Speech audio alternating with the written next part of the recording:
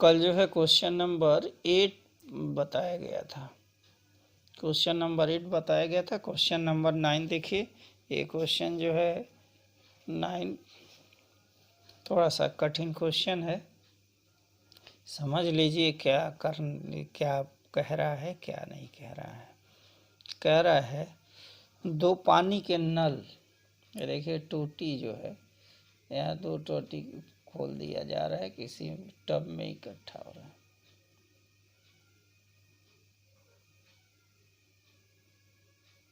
देखिए ये नल,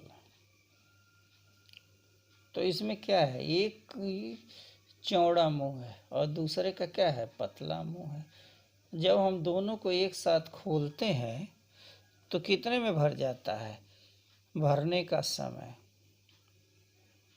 भरने का जो समय है एक साथ खोलने पर ए 9 सही 3/8, 8 9 72, 3 75/8 घंटा लगता है एक साथ। जब दोनों नल को हम खोल देते हैं तो भरने का इतना समय है।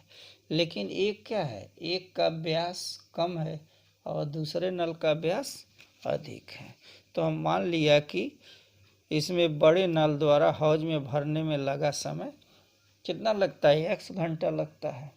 और जो पतला नल है उससे 10 घंटा अधिक किसको लगता है, जिसका मुंह क्या है, पतला है, उससे 10 घंटा अधिक लगता है इसका, यानी कि 10 घंटा कम लगता है। क्वेश्चन समझ में आ गया। एक बार पढ़ दे रहा हूँ, समझ लीजिए। दो पानी के नल एक साथ एक हौज को 9 सही 3/8 घंटा में भर सकते हैं। बड़े व्यास वाला नल हौज भरने से कम व्यास वाले नल से 10 घंटे का समय कम लेता है। प्रत्येक नल द्वारा अलग अलग हौज भरने का समय ज्ञात कीजिए। तो क्या मान लिया, मान लिया कि बड़े जिसका मुंह चौड़ा है वो उसको x घंटा लगता है। तो लिखें सॉल्व। माना कि बड़े नल द्वारा हौज को भरने में लगा समय इक्वल टू x घंटा। ठीक है, तो बड़े नल जिसका छोटा मुंह है उससे 10 घंटा अधिक समय लगता है, इसलिए छोटे नल द्वारा हौज को भरने में लगा समय कितना समय लगता है, x + 10 घंटा लगता है। बात समझ में आ गई। तो 1 घंटा द्वारा 1 घंटे में बड़े नल वाले मुंह से भरने का समय कितना हो, कितना भाग भरेगा, 1/1/x। इसी तरह से जो इसी तरह से छोटा है तो 1/x + 10 हो गया। तो लिखेंगे क्या, बड़े नल द्वारा 1 घंटे में हौज का भरा भाग इक्वल टू 1/x हो गया। बड़े, अब छोटे से क्या होगा, छोटे नल द्वारा 1 घंटे में भरा हौज का भाग कितना हो जाएगा, 1/x + 10 हो जाएगा। अब दोनों नलों को एक साथ खोल दिया जाता है। जब दोनों नलों को एक साथ खोल देंगे तो क्या हो जाएगा, दोनों के योग के बराबर हो जाएगा। लिखेंगे अतः दोनों नलों द्वारा 1 घंटे में हौज का भरा कुल भाग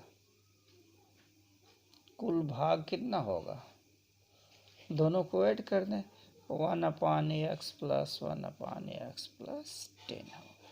चलिए जोड़ दीजिए, जोड़ना है सिंपल, इसका जोड़ है, इसका एलसीएम क्या हो गया, x + 10, इसका मल्टीप्लाई यहाँ, इसका मल्टीप्लाई यहाँ, x + 10 + x। तो 2x प्लस 10 अपॉन ये कितना होगा x प्लस 10। इसमें से देख रहे हैं दो क्या है, दो कॉमन है, तो दो कॉमन ले लेंगे तो क्या लिख देंगे x plus 5 upon x plus 10 हो गया। इसको क्या मान लो, क्वेश्चन फर्स्ट मान लिया। अब देखिए सबसे भरने का समय क्या है, दोनों नलों द्वारा हौज में कुल समय भरने में लगा कुल समय कितना है, दोनों नलों द्वारा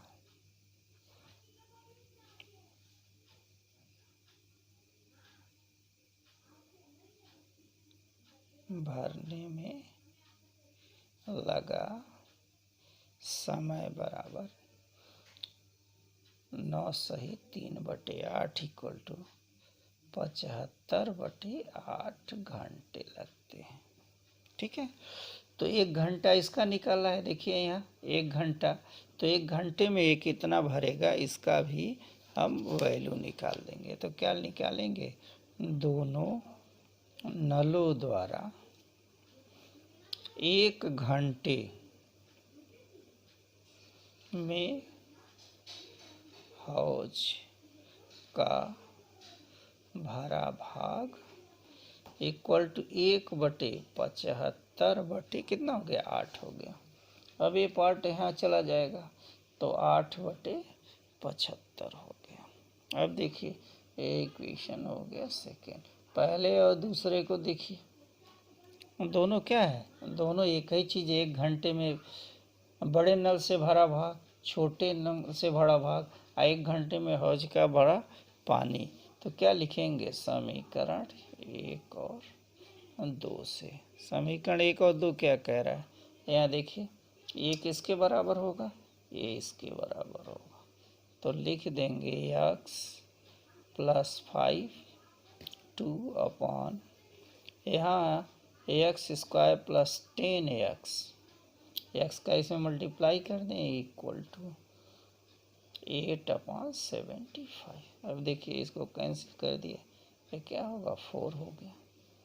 अब इसको हम क्रॉस मल्टीप्लिकेशन कर दें तो 4 में इससे मल्टीप्लाई करेंगे तो क्या लिखेंगे 4x² प्लस ये कितना हो जाएगा 40x², 40x। अब इसमें 4 से मल्टीप्लाई इसी तरह इसमें कर दीजिए इक्वल टू 75x प्लस यहाँ देखिए 5×25 5 हो गया, 2 हो गया, 5×7 35, 2 37 हो गया। चलिए सबको एक तरफ कर दीजिए, द्विघात समीकरण बना लीजिए। तो द्विघात समीकरण क्या होगा, यहाँ होगा 4x² 40x minus 75x minus 375 equal to 0। अब देखिए 40 में से 75 घटाएंगे तो कितना होगा 35 होगा। 4x² minus 35x minus 375 equal to 0। अब देखिए ये द्विघात समीकरण है। अब ये द्विघात समीकरण को हल करने के लिए हम श्रीधराचार्य का सूत्र का प्रयोग कर सकते हैं या इसका फैक्टर कर सकते हैं, किसी भी विधि से सॉल्व कर लें। तो क्या लिखेंगे यहाँ देखिए ax² bx plus C equal to 0 से क्या करने पर, तुलना करने पर, तुलना करिए a equal to 4, b equal to -35 और c इक्वल टू 375 माइनस। तो क्या होगा ax equal to -b plus minus b² minus 4ac upon 2a। चलिए b की जगह पे क्या है, देखिए b 35, ए b है, दोनों माइनस है तो माइनस प्लस हो गए 35 प्लस माइनस b² 35 का स्क्वायर माइनस 4, a की वैल्यू है 4 माइनस 2 370 माइनस 375, यहाँ देखिए इससे मल्टीप्लाई कर पूरा ये ब्रैकेट में ले लिया अपॉन इक्वल टू 2 इंटू 4। 35 का स्क्वायर कितना होता है? अब देखिए इसको सॉल्व कर दें।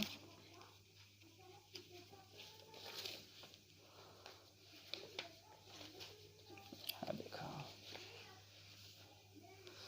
तो x equal to 35 plus minus यहाँ है 35, देखो 35 और देखिए माइनस प्लस हो जाएगा, तो ये हुआ 4 इंटू 4 इंटू 375, एक इसमें है अंडर रूट में अपॉन टोटल का टोटल 2 इंटू 4 हो गया। चलिए 35 है, अब इसका हम क्या कर सकते हैं, 2 इंटू 4 ये हो जाएगा 8 हो जाएगा। 35 का स्क्वायर, ये देखिए 35 से इसको डिवाइड कर दें तो इसका फैक्टर हम पहले कर लेते हैं, किसका, 375 का, 375। चलिए फैक्टर करें तो 3 से कैंसिल करें, यहाँ होगा 1 और ये क्या होगा 2 5, फिर क्या होगा ये देखिए होगा 5 से कर दिया तो हो गया 25, फिर 5 से करें तो हो गया 5, फिर 5 से कैंसिल कर दें, ये देखिए 5 हो गया। यानी कि यहाँ पर होगा ये देखिए 25 और ये है 25 और यहाँ पे क्या है 35 आया है ना। चलिए 16 हो गया, अब 25 गुणे 15 तो 35 प्लस माइनस 35 प्लस ये देखिए 16 गुणे ये कितना होगा 25 गुणे ये 15 हो गया, किसमें होगा अंडर रूट में अपॉन टोटल का मल्टीप्लाई करें तो ये कितना लिखेंगे, यहाँ टोटल का मल्टीप्लाई करें तो ये लिखा जाएगा 8, 4 दूना 8, ये क्या है 35 स्क्वायर, और ये भी क्या होगा 35 का स्क्वायर। चलिए 35 प्लस माइनस 35 का स्क्वायर करें तो 35 इंटू 35 मल्टीप्लाई करें तो 5 25 5 हो गया 2, ये 5 15 2 17 हो गया और ये हुआ 5 15 5 1 9 10, तो ये हुआ 5 2 2 1, कितना हुआ अब 1225 हो गया। तो लिखेंगे क्या, हम 1225 प्लस 16 गुणे 25 गुणे 15, ये देखिए अपॉन 8 हो गया। अब देखिए 1225 का अगर हम फैक्टर करते हैं तो यहाँ देखिए 25 है, 25 इसमें से कॉमन लेना है तो हम 25 के रिस्पेक्ट में, क्योंकि ये है 225 5 से कटेगा तो इसका क्या होगा 49 गुणे 25, इसका मल्टीप्लाई करेंगे तो 1225 ही आएगा आंसर। चलिए तो इसको हम क्या लिख सकते हैं 35 प्लस माइनस 49 गुणे 25 प्लस 16 गुणे 15 गुणे 25 हो गया, ये अंडर रूट अपॉन 8 हो गया। यहाँ देखिए 25 कॉमन ले लें तो क्या लिखेंगे 35 प्लस माइनस 25, तो यहाँ से कट बचेगा 49 प्लस ये है 16 गुणे 15, 16 में 15 का गुणा करेंगे तो आएगा 15 छक्के 90, 0 हो गया, 9 हुआ 15 1 15 15 और 9 कितना होता है 15 और 9 24, 244। ये है अंडर रूट में अपॉन 8 होगा इक्वल टू, ये देखिए 35 प्लस माइनस ये हुआ 25 इंटू, इसको ऐड करें ये देखिए 9, ये हुआ 9 और ये 4 कितना होगा 8 हो गया और ये 2 हो गया अंडर रूट अपॉन 8। अब देखिए ये 25 5 का वर्ग होता है, 2 8 9 17 का वर्ग होता है। तो क्या आंसर लिखेंगे 35 प्लस माइनस 5 इंटू 70 अपॉन कितना अपॉन 8 हो गया। ये किसकी वैल्यू है, ये एक्स की वैल्यू है। चलिए एक लाइन और लिखना है, तो इसमें क्या करें, ये हुआ 17 5 85, यहाँ देख लीजिए। तो पहले पॉजिटिव लेने पर, पॉजिटिव लेंगे तो क्या होगा x इक्वल टू 35 प्लस ये 17 5 85 बटे कितना बटे 8, इसको जोड़े 5 5 कितना हुआ 10, हासिल 1 हुआ और ये हुआ 8 3 11 1 12 120 हाँ बटे 8 हो गया, 120 बटे 8 हो गया। तो कितना होगा 15 बटे 120 होता है, यहाँ पे हो गया 15 हो गया। तो कितना लिखेंगे x इक्वल टू 15 घंटे लगेंगे। तो x इक्वल टू क्या माना है 15 माना है, तो भरने का कुल जो समय होगा वो बड़े नल से 15 घंटे और छोटे नल से कितना होगा, और उसमें 10 जोड़ देंगे तो 25 घंटे होंगे। तो आंसर क्या होगा, ये बड़े नल, हमने x को क्या माना है बड़े नल द्वारा भरने का समय, और जो छोटे नल से भरने का जो समय होगा वो कितना होगा 15 प्लस 10 इक्वल टू 25 घंटे। आई बात समझ में। तो आंसर कैसे लिखेंगे, यहाँ देखिए निगेटिव लेने पे क्या हो जाएगा, यहाँ पे निगेटिव लेने पे वैल्यू क्या हो जाएगी 0 हो जाएगी। यहाँ निगेटिव ले लें तो निगेटिव लेने पे यहाँ पे देखिए एक बार निगेटिव लेके चेक कर लें, तो x equal to 35 minus 85 upon 8 हो गया। अब इसमें से इसको 5 में से 5 घट गया, कितना हो गया 0 हो गया, और ये हुआ 50 बटे 8 माइनस के साथ 50 बटे 8 लिख दिया, तो ये हुआ 25 बटे 4 होगा, माइनस 25 बटे 4 होगा। तो ये समय है ये माइनस में नहीं होगा। बात समझ में आ गई। तो बड़े नल से भरने का समय x इक्वल टू 15 घंटे और छोटे नल से भरने का कितना होगा 25 घंटे होगा। ये इसका आंसर होगा। आप लिख लेंगे आंसर, बड़े नल से भरने का समय 15 घंटे और छोटे नल से कितना होगा 25 घंटे, उसमें 10 घंटे अधिक समय लगते। क्वेश्चन बड़ा है, इसको ध्यान से देखें, 2-3 बार करें कैसे होता है। ये देखिए ये क्वेश्चन नंबर जो अगला क्वेश्चन दिया हुआ है वो क्या है, वह तो सेम जो है क्वेश्चन नंबर 10, ये होमवर्क रहेगा। जो क्वेश्चन नंबर हमने बताया है उसी क्वेश्चन पे आधारित है। क्वेश्चन नंबर 8 और 10 एक ही चीज़ है। तो एक्सरसाइज के क्वेश्चन नंबर 10 ये होमवर्क रहेगा, ये क्वेश्चन नंबर 10, ठीक है। ये लास्ट क्वेश्चन देख लीजिए, क्वेश्चन नंबर 11। क्वेश्चन नंबर 11 लिखा है 2 वर्गों का क्षेत्रफल का योग, 2 वर्गों के क्षेत्रफल का योग कितना दिया हुआ है 468 मीटर दिया है। इनके परिमापों का अंतर 24 मीटर दिया है। दोनों वर्ग की भुजा ज्ञात कीजिए। तो क्या मान लें, मान लिया कि दोनों वर्गों की भुजाएं, लिखो मान लिया कि दोनों वर्गों की भुजाएं क्रमशः क्या है एक्स और वाई है, एक्स और वाई है।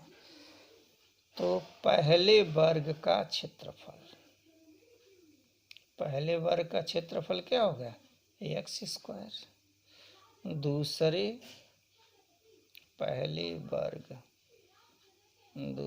वर्ग का क्षेत्रफल इक्वल टू वाई स्क्वायर हो गया।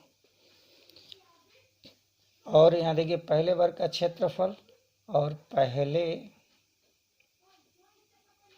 वर्ग का परिमाप, परिमाप जानते हैं 4 इंटू भुजा होती है, 4 इंटू एक्स हो गया।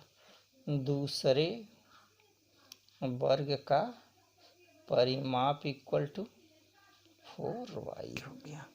तो क्वेश्चन ध्यान से समझ लीजिए, एक बार और पढ़ दे रहा हूँ। दोनों वर्गों के क्षेत्रफलों का योग 468 मीटर है और इनके परिमापों का अंतर 24 मीटर है। दोनों वर्ग की भुजाएं ज्ञात कीजिए। लिख देंगे प्रश्नानुसार। प्रश्नानुसार पहला, दोनों वर्गों के क्षेत्रफल का योग,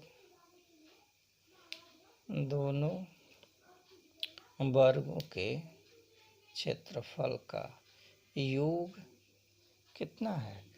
468। तो x square plus y square equal to 468 हो गया। ये बात समझ में आ गई? 468 हो गया। ए इक्वेशन फर्स्ट हो गया। तथा दोनों वर्गों परिमापों, दोनों वर्गों के परिमापों का अंतर इक्वल टू 24 मीटर है। तो परिमाप क्या यहाँ लिखा है? पहले का 4x है, दूसरे का 4y है। तो 4x minus 4y equal to 24। 4 common ले लें, x minus y equal to 24। ये काट देंगे, ये कितना होगा? 6 हो गया। X minus y equal to 6। तो अब यहाँ पे देखिए इक्वेशन नंबर ए हो गया सेकेंड। इसमें से इसका वैल्यू रख दीजिए, किसी का मान निकाल के रख दीजिए, आंसर आ जाएगा। तो यहाँ से क्या लिखे हम? y की वैल्यू रखते हैं। तो y equal to minus y equal to 6 minus x. तो y इक्वल टू ये होगा -6 प्लस एक्स, यानी एक्स -6 हो गया। y की वैल्यू, y का मान कहाँ रख दें? समीकरण नंबर 1 में रखने पर y का मान समीकरण 1 में रखने पर, चलिए 1 में रख दीजिए। क्या लिखा है यहाँ? X square plus x minus 6 का whole square equal to 468। X square plus 36 minus 12x equal to 468। अब देखिए x square 2x square minus 12x plus 36, इसको इधर करेंगे तो क्या होगा? माइनस हो जाएगा। 468 equal to 0। 2x square minus 12x। अब देखिए ये 8 में से 6 घटा देंगे तो क्या बचेगा? यहाँ 2 बचेगा। और 6 में से 3 घटेगा तो 3 बचेगा। और यहाँ पे होगा 4, माइनस अधिक है तो ये चीज़ हो गया। अब देख रहे हैं 2 से सब कटने वाला है, 2 से काट दिया, ये होगा 6, ये भी 2 से कट जाएगा 2, 16 इक्वल टू 0। चलिए x square minus 6x minus ये कितना है? 216 इक्वल टू 0। अब देखिए ये कितना लिखा है? 216 लिखा हुआ है। 216 का फैक्टर करें तो कितना लिखेंगे? 216 2 से भाग कर दो 108, फिर 2 से भाग देंगे तो कितना होगा? ये होगा 54, फिर 2 से कटेगा तो 27 होगा, फिर 3 से कटे तो 9, फिर 3 से हो गया 9, ये 3 हो गया, फिर 3 से कैंसिल करेंगे तो क्या हो गया 1 हो गया। ये इसका फैक्टर है।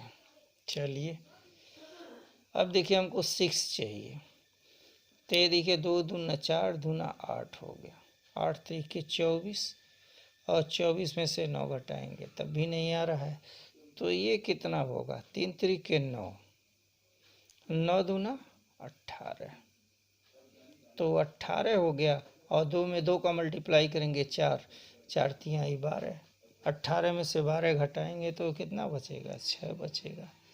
तो लिख दीजिए x square minus 18x plus 12x minus 216 equal to 0। चलिए ये पहला पेयरिंग है, दूसरा एक्स कॉमन ले लें, x minus 18 plus 12 common x minus 18 equal to 0। X minus 18 और दूसरे में क्या होगा x plus 12 equal to 0। X minus 18 equal to 0, तो एक्स इक्वल टू क्या हो गया 18 हो गया। एक्स की वैल्यू 18 है। एक्स क्या माना है पहले वर्ग का क्षेत्रफल माना है, आई बात समझ में। दूसरा क्या होगा x plus 12 equal to 0, x equal to minus 12, इसको क्या लिखे ये अमान्य हो जाएगा। ठीक है, अब ये है तो एक्स क्या माना है पहले वर्ग की भुजा, वाई दूसरे वर्ग की भुजा। अब वाई का मान कहाँ रख दो, एक्स का मान समीकरण नंबर, इसको लिख लीजिए समीकरण नंबर 2 में रखने पर एक्स इक्वल टू 18 समीकरण 2 में रखने पर, चलिए 2 में रख लीजिए। 2 क्या लिखा है x minus y equal to 6, x की value 18 minus y equal to 6, 18 minus 6 equal to y, तो वाई इक्वल टू 12 मीटर। ठीक है, तो एक भुजा कितना आ गया, एक भुजा एक्स बराबर कितना आया, पहली भुजा माना है हमने ना, पहले वर्ग की भुजा बराबर, आंसर यहाँ लिख लीजिए। अतः पहले वर्ग की भुजा इक्वल टू कितना एक्स, यहाँ देखिए भुजा एक्स और वाई माना है, तो एक्स इक्वल टू 18, और दूसरे वर्ग की भुजा 18 मीटर, दूसरे वर्ग की भुजा y इक्वल टू क्या माना है, y माना है, y इक्वल टू 12, ये इसका क्या होगा, ये इसका आंसर हो गया। ओके स्टूडेंट, एक क्वेश्चन करें। अब ये एक्सरसाइज क्या होता है, अब ये ख़त्म होता है। अब हम आगे जो है कल इसका अगला जो टॉपिक है वो पढ़ाएंगे, आई बात समझ में। तो द्विघात समीकरण बहुत ही इम्पोर्टेंट एक्सरसाइज है बोर्ड के, इसमें से कम एक क्वेश्चन तो रहने ही रहने हैं। ओके स्टूडेंट, कल पढ़ाएंगे मूलों की प्रकृति, मूलों की प्रकृति पर एक एक्सरसाइज है 4.4, वो जल्दी ही ख़त्म हो जाएगा। Okay student, thank you. पढ़ें, जितना चीज़ बताया गया है समझने की कोशिश करें।